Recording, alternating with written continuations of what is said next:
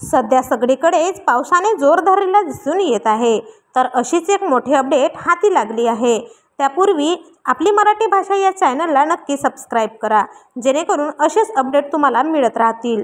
महाराष्ट्रात पुन्हा एकदा मुसळधार पावसापेक्षाही मोठं संकट कोसळण्याची शक्यता वर्तवली जात आहे।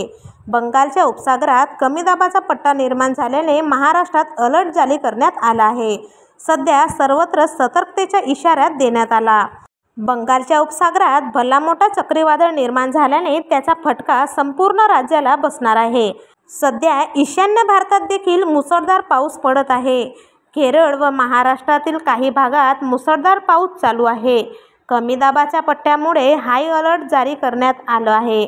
येत्या 22 ते 23 तारखेला चक्रीवादळासह मुसळधार पावसाचा इशारा हवामान अंदाजाने दिला असून नागरिकांनी सतर्कता बाळगावी असा इशारा केला आहे।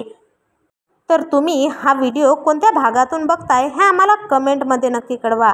व्हिडिओला आपल्या मित्रमैत्रिणींशी शेअर करायला अजिबात विसरू नका।